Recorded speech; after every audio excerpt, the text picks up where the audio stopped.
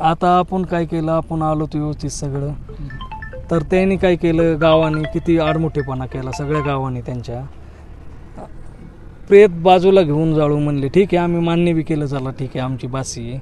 बाजूला घेऊन परत म्हणतात आम्ही पाणी पाजणार नाही, आम्ही काय करणार नाही, असं आडमुठेपणा भूमिका घेतली. एक तर पोरगी मारली त्यांनी, सगळं केलं त्यांनी, आणि त्याचं येणं काम होतं. पोलीस प्रशासनाने त्याला आणायला पाहिजे होतं, त्याला अटक केलं का ते पण माहिती नाही. आणि विषय म्हणजे काय, ताईने आता पोलीस प्रशासनाला सांगून त्याचा कार्यक्रम करणं गरजेचं आहे, कारण की हे घातक लोक आहे असे समाजाला, याच्यावर कडक कारवाई झाली पाहिजे, एवढीच आपली मागणी आहे.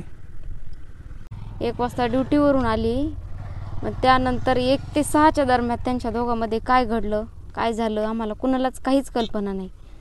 मग फोन बिन सगळं बंद सगळं. मग त्यांनी काहीतरी केलं तिला, आम्हाला कुणालाच काही माहीत नाही. तुझ्याबरोबर व्यवस्थित बोलत होती आतापर्यंत?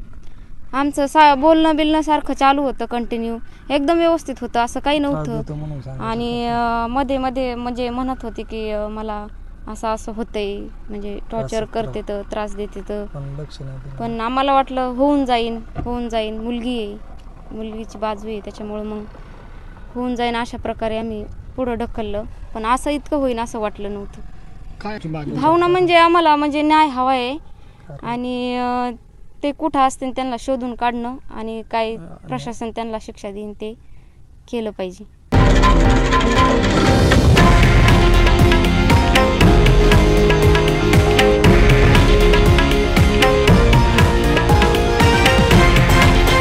हे आहे देशातील नंबर 1 न्यूज नेटवर्क, आणि आपण पाहत आहात TV9 मराठी, एकमेव.